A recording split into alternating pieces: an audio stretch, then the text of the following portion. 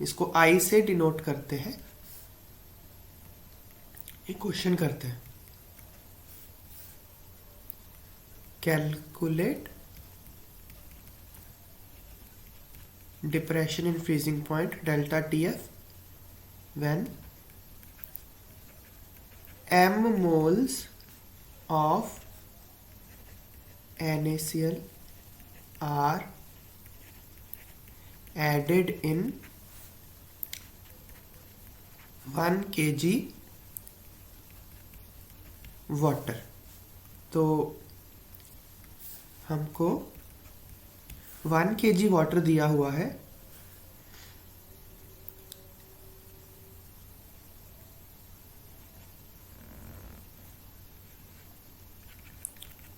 उसमें हमने m moles NaCl डाल दिया। तो हमको फाइंड करना है डेल्टा टी एफ कितना है। तो इसके ना हम दो केस करेंगे, एक तो कैलकुलेटेड वैल्यू, जो हमने अभी तक सीखा है उससे हम जो कैलकुलेट कर सकते हैं वो हम करेंगे। इसको बोलते हैं normal value.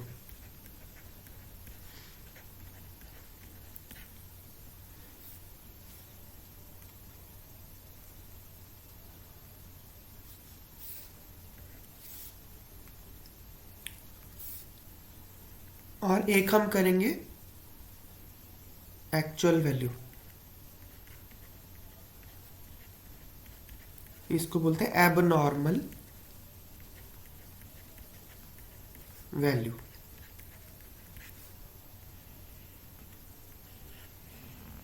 Same 1 kg water है,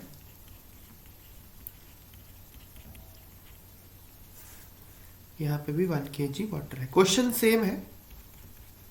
तो देखो अब क्या होगा, जो हमको अब तक इंफॉर्मेशन है हम सबसे पहले निकालेंगे मोलैलिटी। मोलैलिटी क्या होता है, number of moles of solute जो कि m दिया हुआ है upon weight of solvent in kg1। तो मोलैलिटी इसकी m है, डेल्टा टी एफ हो जाएगा m इंटू के एफ। तो ये कैलकुलेटेड वैल्यू है। अब एक्चुअल में क्या होगा, देखो जब आपने NaCl डाला तो ये दो पार्टिकल्स में टूट जाएगा, Na प्लस और Cl नेगेटिव में। अब आपने तो m मोल्स डाले थे, पर ये भी m हो गया, ये भी m हो गया। अब कॉलिगेटिव प्रॉपर्टी को तो नंबर ऑफ पार्टिकल से मतलब है, वो पार्टिकल किसके हैं इससे तो कोई मतलब नहीं है। आपने डाले तो m मोल, पर पानी में टूट के 2m मोल हो गए नंबर ऑफ पार्टिकल्स। तो मोलैलिटी 2m हो गई एक्चुअल में इसके अंदर, क्योंकि एक पार्टिकल दो पार्टिकल में टूट चुका है। तो डेल्टा टी एफ जो है that will be equal to molality जो कि 2m है इंटू के एफ। तो एक्चुअल वैल्यू जो डिप्रेशन इन फ्रीजिंग पॉइंट की होगी वो डबल होगी कैलकुलेटेड से। तो इस एबनॉर्मेलिटी को वांट ऑफ फैक्टर से हम ठीक कर लेते हैं। तो आई क्या होता है, abnormal colligative property divided by normal colligative property. तो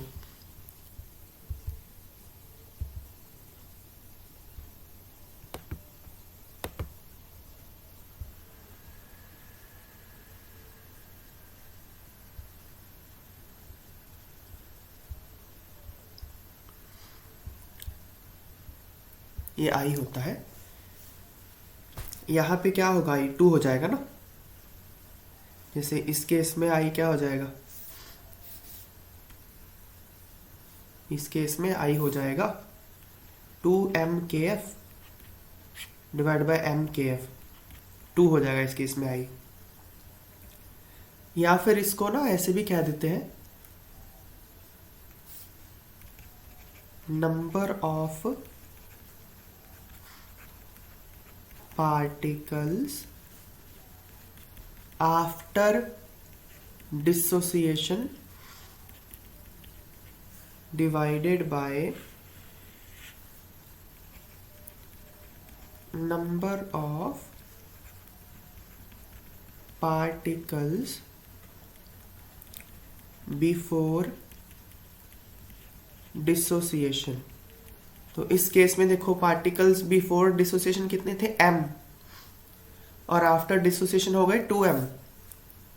सो 2m अपॉन m, i इस केस में 2 हो गया, और सेम ही आएगा, i का फॉर्मूला बदला, i तो उसमें सेम ही होगा ना। अच्छा, अब क्या है ना, डिसोसिएशन की जगह एसोसिएशन भी हो सकता है। हमने इस केस में तो डिसोसिएट करवाया है, पर कभी कभी ऐसा भी होता है आपने 2 मॉलिक्यूल डाले, दोनों मिलके एक बन गए, डाइमर बन गया, तो उस केस में भी फिर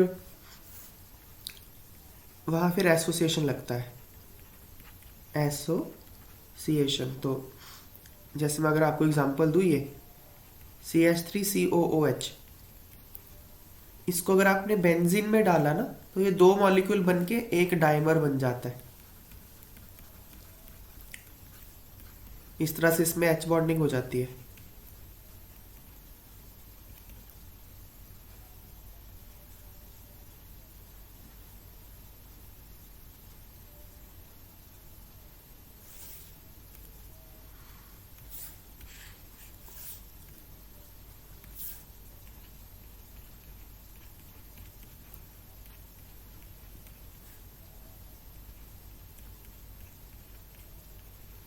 इस तरह से ना जुड़ जाते हैं, ये डाइमर बन जाता है। तो ये 2 पार्टिकल मिलके एक बन गए। अब कॉलिगेटिव प्रॉपर्टी को नंबर ऑफ पार्टिकल से मतलब है, तो 2 मिलके जब एक बन गए तो आई की वैल्यू फिर हाफ हो जाती है, तो एसोसिएशन हो गया यहाँ पे। सो ये एसोसिएशन का एग्जांपल है एक, ये एसोसिएशन हो रहा है। तो नंबर ऑफ पार्टिकल्स बिफोर या after dissociation, sorry, number of particles after dissociation divided by number of particles before dissociation या एसोसिएशन, ये आई का फॉर्मूला होता है। एक और फॉर्मूला होता है आई का, वो क्या होता है देखो। अब यहाँ पे जो है टोटल मास कितना हो गया, number of moles into molar mass normal. Total weight का फॉर्मूला क्या होता है, total number of moles into molar mass, यही तो होता है। अब यहां पे ये टोटल वेट ऑफ NaCl है, टोटल वेट ऑफ NaCl तो दोनों में सेम ही रहेगा ना। अब यहां पे टोटल वेट कितना होगा, नंबर ऑफ मोल्स जो कि 2m हो चुके हैं इनटू मोलर मास एबनॉर्मल, ये होगा टोटल वेट। तो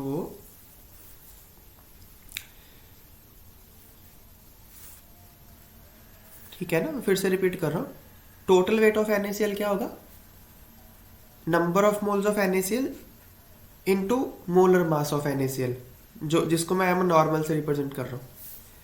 अब यहाँ पे टूट चुका है तो नंबर ऑफ पार्टिकल्स डबल हो चुके हैं, सो वेट क्या आएगा, नंबर ऑफ मोल्स जो कि 2m हो चुके हैं इंटू m एबनॉर्मल। अब ये m एबनॉर्मल ना NaCl का मोलर मास नहीं है, ये एक पार्टिकल का मास है, तो टोटल वेट तो सेम ही है। तो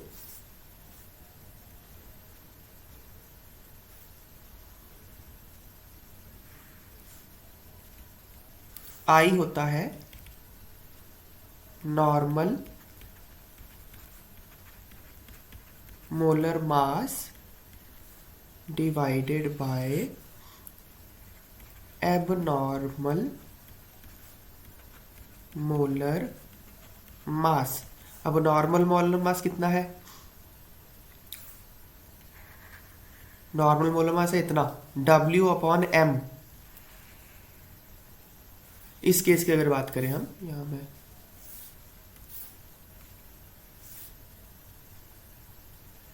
अगर हम इस केस की बात करें, नॉर्मल मोलर मास है W अपॉन M, और एबनॉर्मल कितना है, W ऊपर आएगा 2m, सो 2 आ गया m, ये तो क्योंकि number of particle actually double हो गया इसलिए मोलर मास हाफ हो गया इफेक्टिवली एक पार्टिकल का। सो ये समझ में आ गई बात।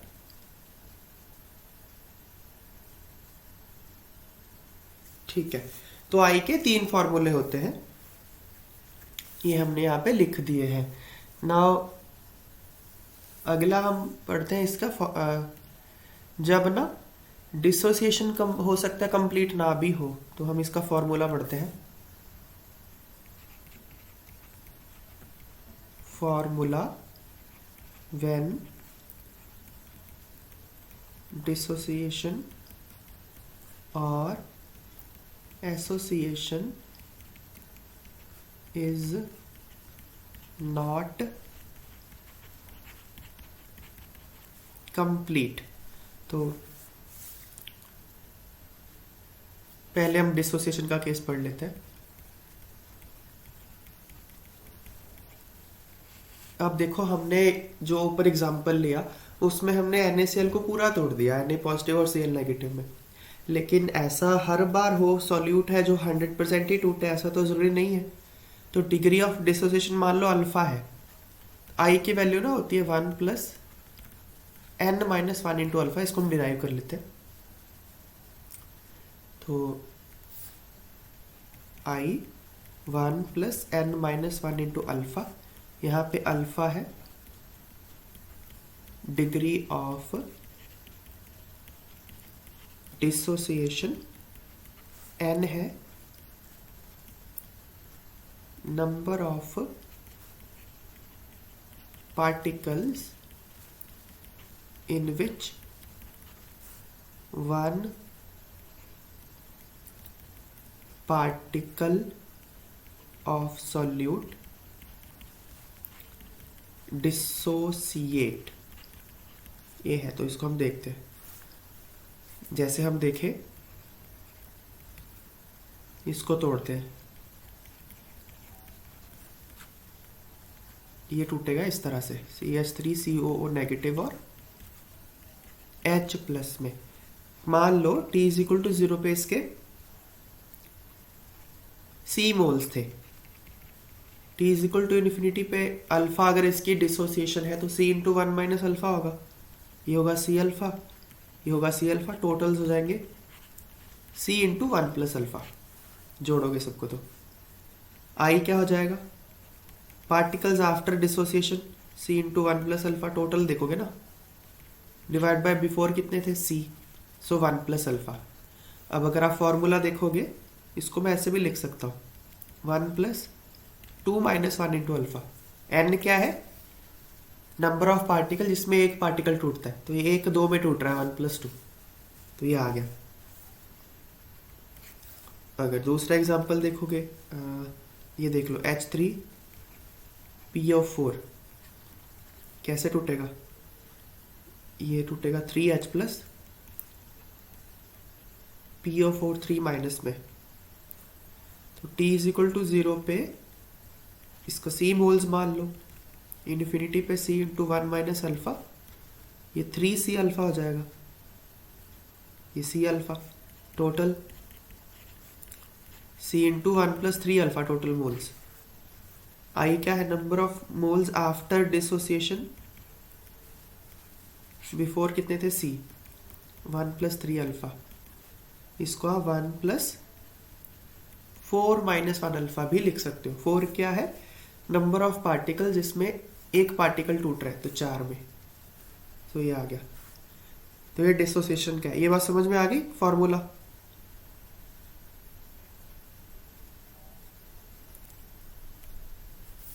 अब हम एसोसिएशन का देखते हैं।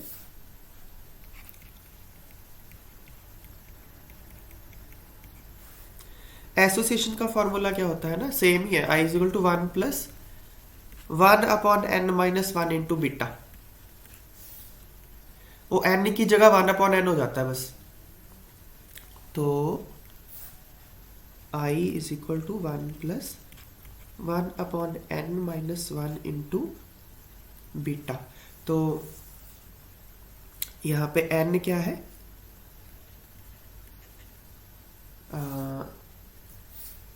नंबर ऑफ पार्टिकल्स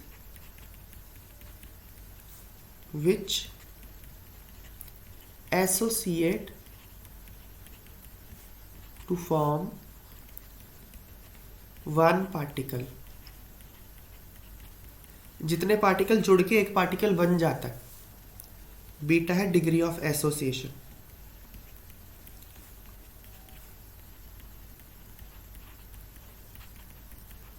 जैसे एग्जाम्पल हम देखें, फर्स्ट हम एसिटिक एसिड का ही ले लेते हैं। इसको अगर बेंजीन में डालोगे ना तो ये डाइमर बन जाता है, दो मिलके एक बन जाएंगे। तो यहाँ n की वैल्यू हो जाएगी 2, जितने मिलके एक बन गए। तो t इज इक्वल टू 0 पे मान लो इसके c मोल्स थे। बीटा अगर डिसोसिएशन की डिग्री है तो ये 1 माइनस बीटा हो जाएगा ऐसे। अब बीटा मिलके देखो, इसके c into beta, c into C minus beta, इसको खोलेंगे ऐसा होगा ना। तो c into beta moles associate हो गए तो बनेंगे कितने, c बीटा बाय 2, क्योंकि जितने एसोसिएट होते हैं उससे हाफ रह जाता है। टोटल कितने हो गए, टोटल हो गए c minus C beta by 2, मतलब c into 1 minus beta by 2। तो आई क्या हो जाएगा फिर, पार्टिकल्स आफ्टर डिसोसिएशन, यहाँ तो association sorry, after association c into 1 minus beta by 2, before था c। So 1 minus beta by 2 हो गया आई। इसको ऐसे देख लो आप, 1 minus 1 upon 2 minus 1 into beta, 1 upon n, n क्या है, जितने पार्टिकल मिलके एक बन गया, 2 है, ये सेम ही बात है। एक और एग्जांपल हम देख लेते हैं। जैसे कोई a है, 3 मिलके A3 बन गया, तो t इज इक्वल टू 0 पे c था, एसोसिएट हो गया इसका beta, degree of association beta है तो c इंटू 1 माइनस बीटा, ये बनेगा अब c beta by 3। Total c minus C beta plus C beta by 3, c minus 2 by 3 beta into C. I क्या हो जाएगा, particles after dissociation c 1 minus 2 by 3 beta divide by before association, so 1 minus 2 upon 3 beta हो गया आई। इसको आप ऐसे भी लिख सकते हो, 1 minus 1 plus 1 upon 3 minus 1 into beta. n की वैल्यू यहाँ पे 3 है। सो दो फॉर्मूले हैं यहाँ पे। ये बात क्लियर हो गई।